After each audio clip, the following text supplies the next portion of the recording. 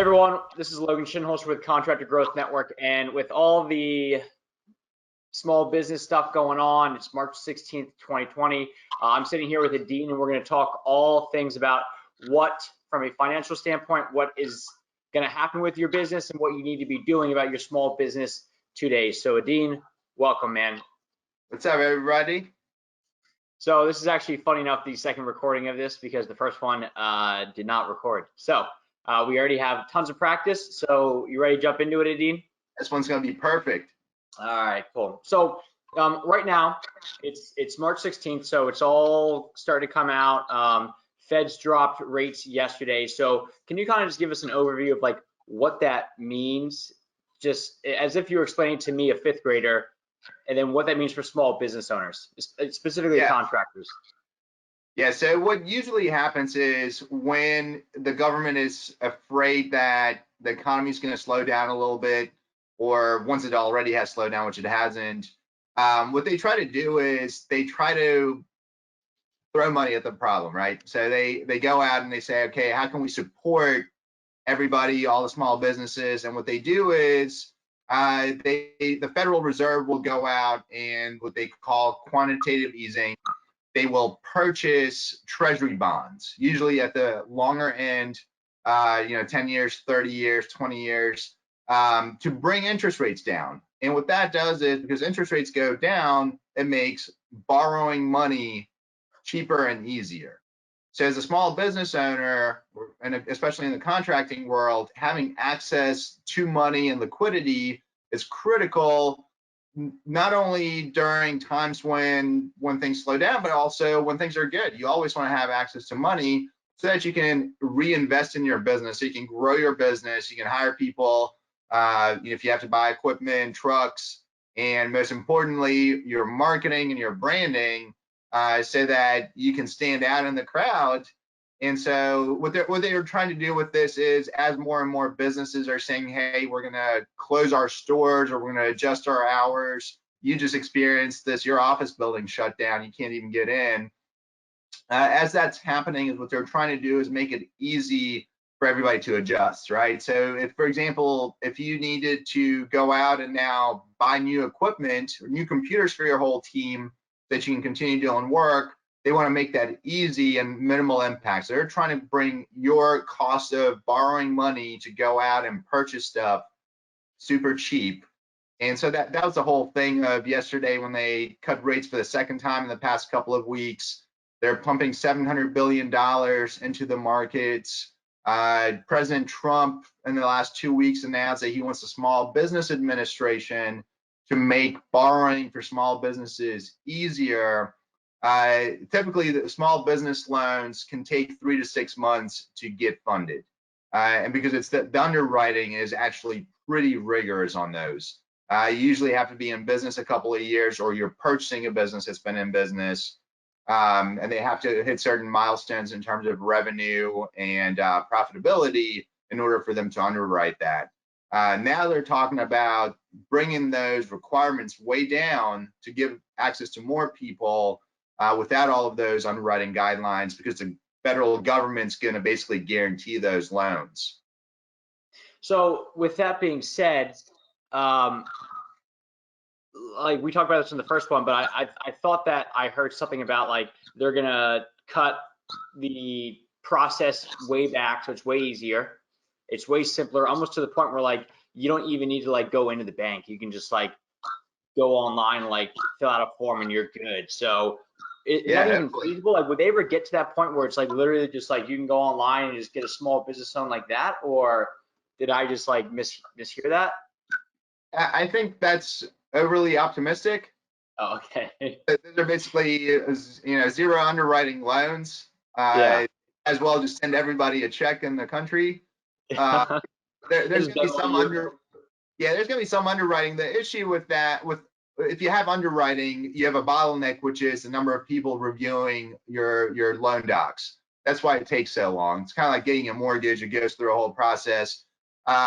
What they're probably going to do is they're going to have some sort of different stages of how much borrowing they're going to make available super easy. And then if you want more, it's actually going to have to go through some sort of underwriting. And I would imagine, every small business up to 10 grand, they'll make it super easy. It's going to be a 10-minute app. 10 to 50, you got to provide some sort of documentation, and then 50 plus, you're probably going to have to go through underwriting. But again, that's just a guess. The government just moves slow on these things, and for them to come to agreement in Congress and get the president to sign off, I wouldn't hold my breath on that. I would go ahead and be more proactive today, and if that comes to fruition, then let's take advantage of that on top of it. So what can they be doing today to be proactive with this? Yes, I mean, some things are, in my opinion, super simple business things that we should do anyway, which is, if you have outstanding invoices, call those customers, try to collect, bring cash flow in. On the access to money side, the simplest funding source is credit cards. I mean, I have credit cards, I have access to over 60 grand in spending power. So if I went out of business tomorrow, I could live another year and a half just off my credit cards. That's worst case scenario. I don't expect it. I don't think this is going to cause it. I don't think anything else is going to cause it. But I have proactively, when I started my business, chosen to go down the route of creating access to money. So that I would recommend that to everybody, contractors, especially. Go where you buy your supplies. Go to Lowe's, Home Depot, Sherwin-Williams, whoever you're using for your supplies, and say, hey, do you guys offer credit lines? Do you offer credit cards for your contractors? How do I get one? Now, again, depending on the size of your business, how long you've been in business, you may have to personally co-sign, which means your personal credit score could be affected. It's a two-edged sword. You got to think about what else is going on in your personal life. What other thing? If you're going through a mortgage process right now, do not put your social security number on any additional credit. Talk to your lender first. But outside of that, credit cards are the easiest thing. Lines of credit with your suppliers, and then go talk to your banker. Talk to your banker. Say, hey, look, just precautionary. I'm actually growing. I want to grow some more. How can I get 10, 20, 30 grand as a line of credit? Most of them will want to do what's called an asset-backed loan. So you would basically collateralize. You would say, okay, I have these 2 or 3 or 4 trucks. If I default on my loan, I give you my title to the trucks. Some of them will give you outright lines of credit. Depends on the relationship you have. So this is where, when things are going well, you got to nurture these relationships. You got to talk to your banker. You want to talk to your accountant and your attorney as well from time to time, just to see who else they can put you in touch with, so that proactively you're building these relationships and you have potentially access to private money too. So if you have relationships with people who have a ton of cash, and now in the stock market they can get 1%, 2%, 3%. If you offer them 6, 7, 8 to borrow money, and they know you well and they know your business well, that's another source of cash that if you need it to grow, you can tap into. Okay, so I understood most of those words, but like collateralize and yeah, you got me. Sorry. What it means is the bank wants something that they can take from you if you do not pay them back. Okay. So they have collateral. So if you get a mortgage, the house is your collateral. If you buy a car, the car itself is collateral. Now, if you just get a loan outright, if you don't have the credit history, your business doesn't have the credit history, they want something that they can get in return, because then they're going to sell those assets to get their money back if you don't pay your loan. Sorry. Okay, I was like, all right, cool, got it. All right, so what it really sounds like is just like being just proactive about this. Even if you are growing, at least just opening up the conversation right now. Just say, hey, if for some crazy reason, we keep slipping down, I want to kind of like have this discussion with you if need be. I wouldn't even go that route. I mean, because then you're sounding negative, like you're concerned about your business. For me, it's like, hey, look, I'm growing. I have competition that is concerned. I want to kick their butt. Yeah. So I want money to keep investing in my business, to keep growing. Here's my growth over the last 1, 2, 3, 4 years. I have good, accurate financials. Here's my tax returns to prove it. I want to continue to build my brand. I want to continue to market. I want to bring on people. I'm all in rather than, I'm scared. So I'm seeing people online, certain people are saying, yeah, because of all this, I'm stopping, anything that doesn't directly help me produce a job, I'm stopping, which means that like, people will say like, oh, I'm stopping ads, I'm stopping, like the marketing stopping and stuff like that. So where are you getting jobs from? I think what they're just hoping is that they can ride it out over the next couple months with like the jobs that they have, and then Yeah. figure it out there. Yeah. If you rely on that, if you stop marketing, if you stop contacting customers, your suppliers, all your contacts, you're going to come to a stop. Because think about it, the ones that continue to market, the ones that are continuing to be in front of their customers are the ones who are going to get the jobs. If you say, I'm going to step back, I'm going to stop being in front of them, I'm not going to put my brand out there, how are you going to get those jobs? This is coming from an accountant, and most accountants are going to tell you, yeah, conserve cash, stop spending. No, this is a time to go all in on solidifying your brand and your position in your market. This is where those people who think like that, who think let's cut all spending, let's only bring money in, they are the ones who don't have cash in the bank. They're the ones who don't have access to cash. And so they're the ones who are scared.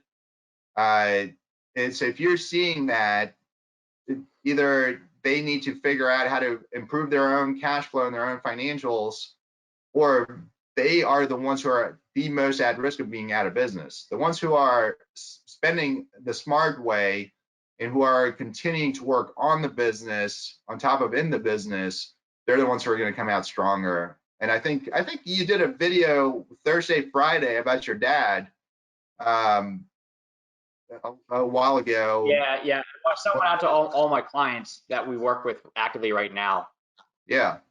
It's kind of just like went down the same idea of that, like, if you pull off of everything right now, and I was saying, obviously, as like a marketing guy, like I see the effects of it, and I know like the benefits of staying top of mind, because when we bounce back, and we always do, who's going to be the ones, getting the lion's share of all the opportunity? Because everybody that's backing off of all the spending, when you stop spending on Facebook ads, well, guess what that does?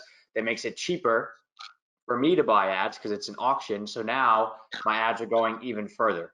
So Yeah. I see a lot of that, and I know the ones that are stopping are the ones that go into that scarcity mindset, and they just go, okay, well, like I'm just gonna hope this thing works out, but I don't think hope is a good strategy. Well, I think those are also the people that haven't really stepped back and thought about their business and their brand and what is their competitive advantage. Right. If you're relying on one or two jobs for the next 3 to 6 months, big ones, what happens if that job for some reason has to come to a stop? What if if they decide, like, they're shutting down retail stores, they're shutting down office space. What if they start now shutting down those construction sites? Yeah. Now you can't work. You're not going to get paid. Yeah. Yeah, 5, 6, 7 other ones. Yeah. So this is the time to go on the offensive and to make sure that you have access to cash if need be. Call Logan. I appreciate that. Call All Logan. right. That's your first or second step, and then figure out your banker and what he can do for you or she. So, Adine, if people want to connect with you, I know right now you're in the heart of tax season on top of all this, but what's a good way for people to reach out and connect with you? The easiest way is either go to my website, adinekuskovic.com, or shoot me an email. If you guys just put that, I don't know, We'll put all that stuff down below in the description. That's usually the easiest. My name's not the easiest to kind of hear and put letters to it. Yeah. That's usually the simplest way. I'm pretty good about answering emails, phone calls as well. So whatever works for you works for me. And Cool. then we can chat more about it. Cool. And then just to wrap it all up, so we've got go on the offensive, have access to cash. Is there anything else we're missing? I think those are, to keep it simple, those are the two things that and again, for me, it's whether it's the good times or the bad times. Those are the two things you got to do in order to thrive. All the successful businesses, that's what they do. I mean, when we were in this whole upswing for the past 11, 12 years, all your big companies, if you think about it, all of them hoarded cash. That's why all of them now are coming out for the first, I think the first time ever, and are saying, okay, we'll pay our employees to stay home. We'll figure out how to make them work from home. It's because they, over the past decade, they have done all these little steps to make sure that they're number one in their industry and that they have plenty of cash. And so we got to learn from them at the small business side and do the same, replicate what they're doing, and just keep going. Cool. Adine, thanks, man. Yeah, man, always a pleasure.